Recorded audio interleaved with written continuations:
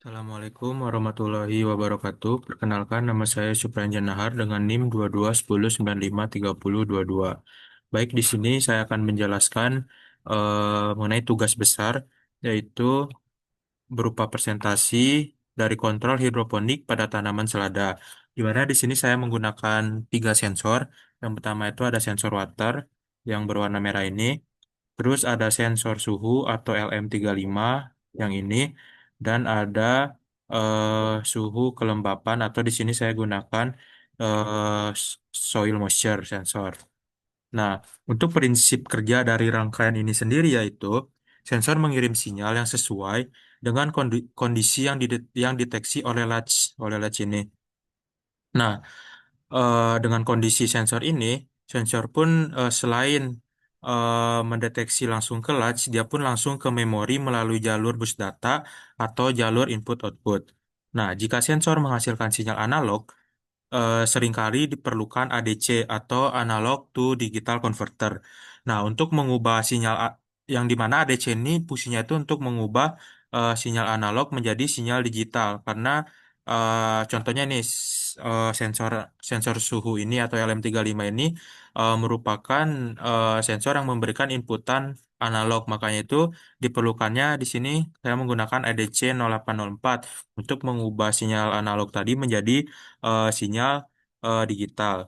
Nah, selanjutnya latch yang seperti tadi kita bahas. Jadi latch ini fungsinya adalah eh, perangkat yang menyimpan data sementara. Jadi ini sering digunakan untuk menyimpan nilai sensor atau status tertentu sampai sampai data tersebut tuh dibaca oleh prosesor.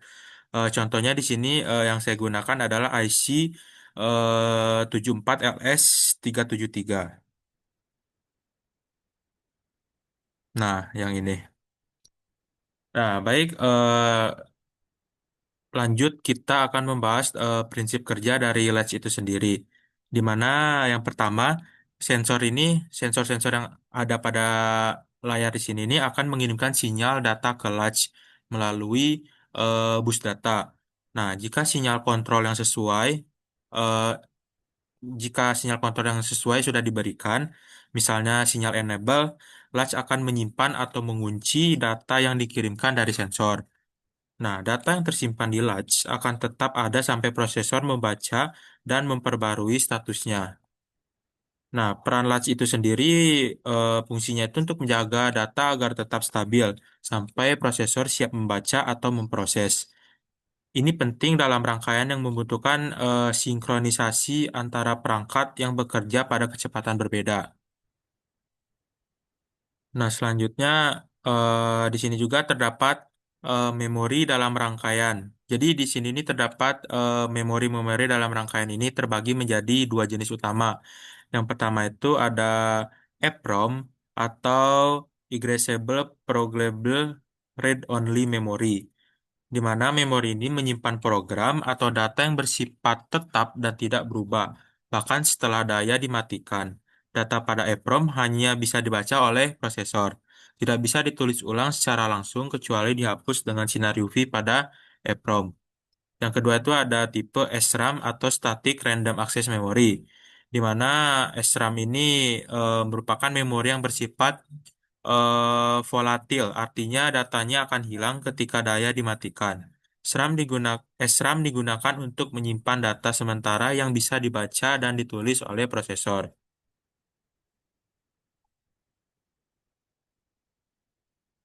Baik, kita akan masuk ke cara kerja dari memori itu sendiri. Ini memori yang saya gunakan. Nah, pertama itu prosesor akan mengirim nih prosesor yang saya gunakan di sini adalah tipe 8086. Jadi prosesor meningkatkan sinyal alamat melalui bus alamat untuk memilih lokasi memori tertentu. Di sini menggunakan decoder atau U26 atau U26 atau U23 atau U32 juga ada juga. Nah, di sini menentukan apakah EPROM atau SRAM yang dipilih berdasarkan alamat yang diberikan oleh prosesor tadi. Nah, setelah memori dipilih, prosesor bisa melakukan read atau write atau baca atau tulis data melalui jalur data di bus 1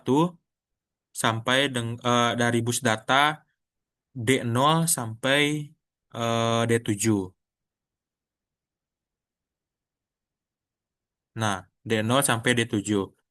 Nah, EPROM jika eh, jika terdapat EPROM atau flash memory, ini digunakan untuk menyimpan data yang dapat diprogram ulang. Proses penulisan ke EPROM dapat dilakukan dengan sinyal kontrol khusus, berbeda dengan SRAM atau EPROM. Nah, selanjutnya kita akan masuk ke prinsip kerja masing-masing sensor. Yang pertama ini ada sensor LM35 atau sensor suhu. Jadi sensor suhu ini dipasang pada ruangan shading net, di mana suhu normalnya adalah 20 sampai 28 derajat Celcius. Nah, ketika suhu melebihi batas normal atau di atas dari 29 atau sama dengan 29 derajat Celcius, maka arus akan mengalir dari tegangan 12 volt. Ini arus akan mengalir dari tegangan 12 volt menuju R3 yang kemudian membatasi arus oleh D3 akan dibatasi oleh arus D3 di mana di sini adalah dioda Zener. Nah, dioda Zener ini akan membatasi tegangan ke nilai tetap 15 volt gitu. Selanjutnya eh, akan mengalir ke akan mengalir ke C1 sebesar 10 mikrofarad. Nah, 10 mikrofarad yang berfungsi nanti sebagai filter dari sumber tegangan agar tetap stabil. Tegangan output kemudian disuplai ke IC ADC 0804. Nah, tegangan yang tadi akan disalurkan ke ADC 0804 dan juga IC 85 855 8255A yang ini. Nah, sensor suhu LM35 ini mendeteksi suhu dan menghasilkan tegangan analog pada pin Vout. Kemudian diumpankan ke penguat U2. Nih. Nah, akan diumpankan ke penguat U2. Nah, fungsi U2 ini memperkuat sinyal tanpa membalik polaritas.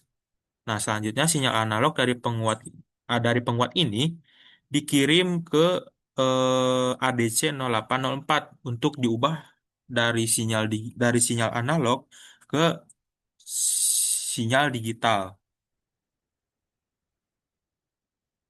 Nah, selanjutnya setelah diubah menjadi sinyal digital 8 bit yang kemudian dikirim ke IC 8255A melalui bus dan data DB0 sampai DB7. Nah, dari DB0 dari DB0 sampai ke DB7. Nah, 8225A ini adalah IC interface yang digunakan untuk mengatur komunikasi antar ADC dan perangkat eksternal, misalnya microcontroller atau sistem digital lainnya. Nah, data 8 bit dari ADC akan masuk ke PA0 dari PA0 ini sampai ke PA7 pada IC 8255A. Nah, lanjut kita ke sensor selanjutnya yaitu water sensor. Nah, water sensor ini eh, fungsinya itu mendeteksi ketinggian air dalam pipa. Nah, di mana ketinggian normalnya itu dapat dilihat di sini R sama dengan 5% sampai 20%. Pada ketinggian 5 cm sampai 20 cm itu ketinggian normalnya. Nah, ketika pada saat R-nya itu lebih dari 20% atau lebih dari ketinggian 20 cm, eh, 20 cm, maka motor ini akan berputar, motor yang di sini. Nah, motor di sini akan berputar, maka katup air akan tertutup. Nah, untuk prinsip kerjanya itu sendiri, dari sumber tegangan 12 volt, dari sumber tegangan 12 volt, mengalir arus menuju R14, menuju R14. Nah, dari sini akan mengalir menuju ke R14. Kemudian akan mengalir ke C12, ke C13, ya akan mengalir ke C13 sebagai filter untuk memastikan tegangan stabil. Nah, kemudian akan mengalir ke D10. D10 ini berfungsi sebagai pelindung rangkaian dari tegangan balik atau kebocoran. Kemudian arus akan mengalir menuju sensor. Nah, arus ini akan mengalir menuju sensor ini untuk mendeteksi ketinggian air dalam pipa. Ketika terdeteksi R-nya tadi di antara rentang 5% sampai 20%, maka katup air ini akan terbuka. Nih, katup air ini akan terbuka. Begitupun sebaliknya, jika dia mendeteksi lebih dari 20%, maka katup air ini akan tertutup.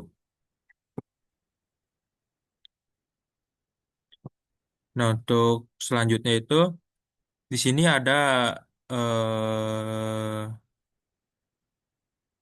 di sini ada ap- dari sensor ini, dari sensor air ini akan diumpankan ke IC ADC 0804 atau U15. Nah, sinyal sensor ini akan diumpankan ke IC ADC 0804 atau U15 di sini, yang mengubahnya menjadi data digital.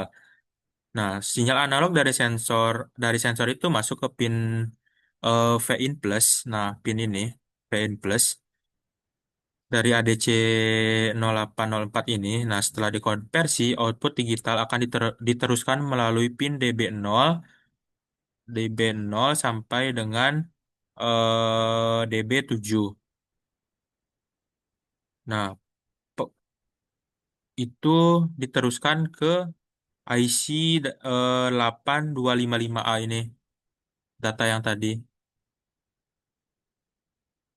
Nah, ketika sinyal digital dari IC 8255 ini diumpankan ke DAC 0808 atau U16,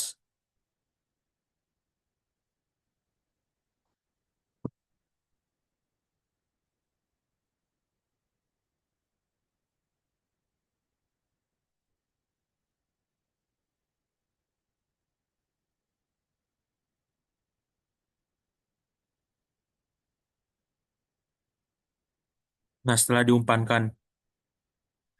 eh, setelah diumpankan dari tadi ke U16 yang mengubah sinyal digital kembali menjadi sinyal analog, input digital masuk ke pin A1, A7 dari IC DAC 08, dari IC ADC 0808 ini, yang kemudian dikonversi menjadi sinyal analog di output IoT.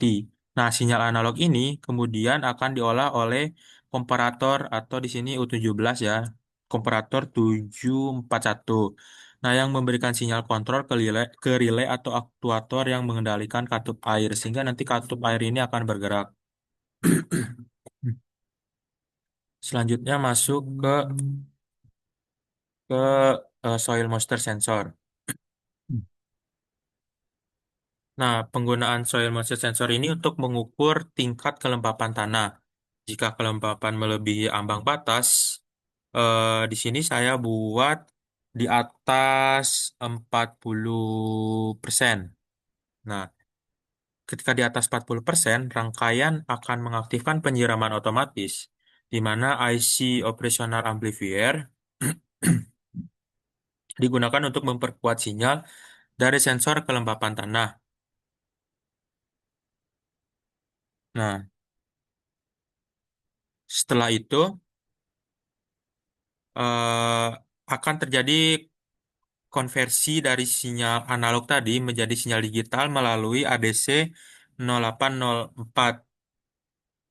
Maka output sinyal digital ini akan diteruskan ke IC,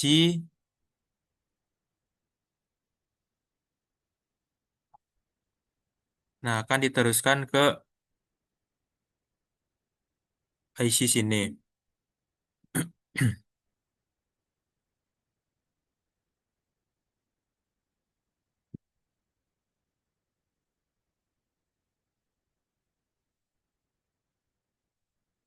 Nah, selanjutnya kita akan membahas mengenai latch buffer nih.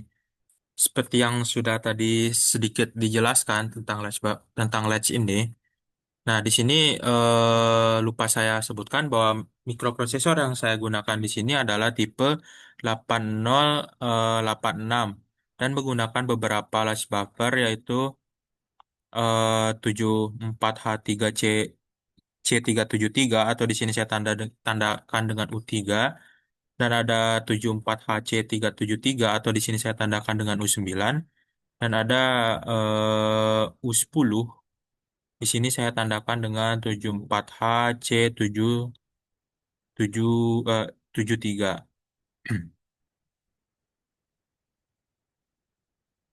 Nah, jadi ketiga latch buffer ini terhubung untuk mengunci data dari jalur alamat atau data.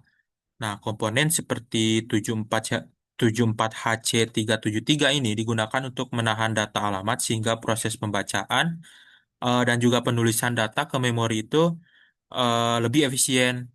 Nah, selanjutnya di sini juga ada rangkaian reset. Jadi rangkaian reset ini terdiri dari kapasitor, resistor, di mana fungsinya itu menghasilkan sinyal reset yang stabil. Jadi fungsi dari rangkaian riset ini untuk memulai ulang sistem mikroprosesor. Nah, di dalam mikroprosesor ini juga sudah ada codingan yang saya buat. Baik, sebentar. Nah, ini merupakan codingan yang saya buat untuk dimasukkan ke mikroprosesor 8086 tadi. Yang fungsinya itu untuk mengendalikan sistem yang ada, ya sistem yang telah saya buat tadi. Nah, di sini ada port, ada model small, dapat lihat sini model small, data, kode, dan juga startup. Jadi model small ini fungsinya adalah menandakan model memori kecil. Ada data, di mana data ini tempat deklarasi variabel, di mana tadi saya gunakan suhu, terus ada kelembapan dan juga ada output lainnya. Terus di sini kode ini tempat kode instruksi program. Selanjutnya itu ada startup. Nah, startup ini titik mulai eksekusi program. Lanjut ada move AL, di sini ada port A, port B, dan juga port 0, di mana port A itu merupakan input untuk membaca suhu dari ADC. Sedangkan port B ini merupakan output. Port B ini merupakan output untuk mengontrol perangkat seperti pompa, katup, dan shading net. Nah, untuk mode 0 itu sendiri, dia tuh mode dasar untuk IC 8255A tadi. Nah, selanjutnya itu bagian kedua yaitu bagian membaca data, di mana di sini ada MOV DX20H yang merupakan fungsinya itu membaca nilai suhu dari port A dan menyimpannya ke variabel suhu. Kalau move AL, kalau move AL itu karena hanya satu input ADC, nilai kelembapan diberi nilai tetap yaitu 12 sebagai contoh data dummy-nya. Terus masuk ke logika kontrol. Untuk logika kontrolnya ini terdapat move output yang fungsinya itu menganalisa output ke nol atau semua perangkat mati awalnya. Nah, selanjutnya ada cek suhu. Di cek suhu ini jika suhunya itu di atas 12, maka pompa dan katup itu diaktifkan. Dan bit pada PB0 dan PB1, jika dia berlogika 1, maka pompa akan menyala dan juga katup akan terbuka. Selanjutnya dicek kelembapan. Nah, dicek kelembapan ini, jika kelembapannya itu di bawah jika kelembapannya itu di bawah 10 berarti tanahnya kering. Maka pompa itu akan aktif dan katup pun akan terbuka. Nah, selanjutnya cek suhu shading. Di cek suhu shading ini eh di sukses di cek shading ini jika suhunya di atas 15 artinya dia panas, maka shading net ini akan aktif. Dia aktif pada bit PB2. Selanjutnya kita masuk ke bagian akhir program, di mana data yang telah dikalkulasikan tadi di output akan dikirim ke port B yang akan mengontrol perangkat nyata. Perangkat nyata itu seperti pompa, katup, shading net, dan lain-lainnya. Nah, di sini ada end program, di mana ini fungsinya adalah mengakhir program dan kembali ke DOS. Mungkin itu penjelasan dari program yang saya buat atau yang saya gunakan untuk mengatur sistem kontrol yang telah saya buat.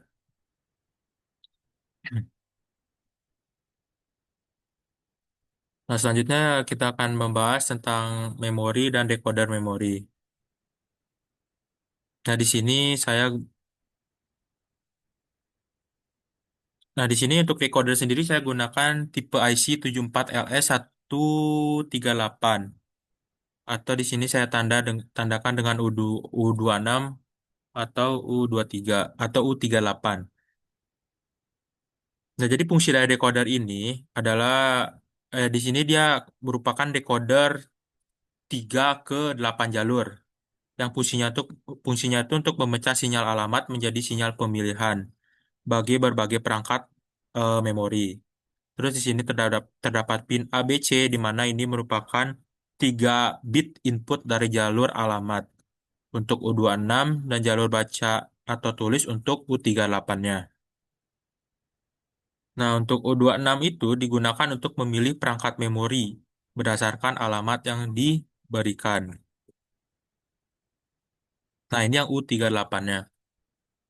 Kalau U38 ini berfungsi untuk memilih operasi baca atau tulis yang dikontrol melalui sinyal RD, RW, dan juga M atau input-output. Selanjutnya masuk ke ROM. Di sini yang saya gunakan adalah tipe 27128 tipe IC-nya. Atau di sini saya beri nama U36. Jadi EPROM ini digunakan untuk menyimpan program atau data yang bersifat tetap, di mana pin A0 sampai pin A13 ini adalah pin alamat yang terhubung ke jalur alamat XA 0 sampai 15 tadi. Jadi memungkinkan akses ke berbagai lokasi memori yang ada di EPROM. Selanjutnya untuk pin D0 sampai D7 ini adalah data pin yang terhubung ke bus data dari D0 sampai D7 nih, terhubung ke bus data. Jadi fungsinya itu untuk menulis atau membaca data. Nah, untuk selanjutnya itu ada CE atau chip enable. Ini CE atau chip enable. Ini fungsinya itu diaktifkan oleh decoder U26 untuk mengaktifkan EEPROM ini ketika diperlukan. Selanjutnya ada SRAM atau di sini saya tandakan dengan U37. Nah, untuk U37 di sini saya menggunakan tipe yang 6116. Fungsinya itu untuk menyimpan sementara volatil memori. eh Volatil memori yang dapat dibaca dan ditulis. Di mana pin A0 sampai pin A10 ini terhubung ke alamat XA0 sampai 15-nya tadi, memungkinkan akses ke berbagai lokasi memori di SRAM. Sedangkan pin D0 sampai D7 ini adalah pin data yang terhubung ke bus data dari D0 sampai D7. Begitu dan selanjutnya ada CE dan OE ini akan dikendalikan oleh decoder U38. Akan dikendalikan oleh U38 untuk mengatur operasi baca atau tulis di SRAM ini. Nah, selanjutnya sinyal kontrol MEMR dan MEMW dan input output. Di mana MEMR dan MEMW ini adalah sinyal yang mengontrol operasi mengontrol operasi, membaca dan dari memori atau menulis ke memori.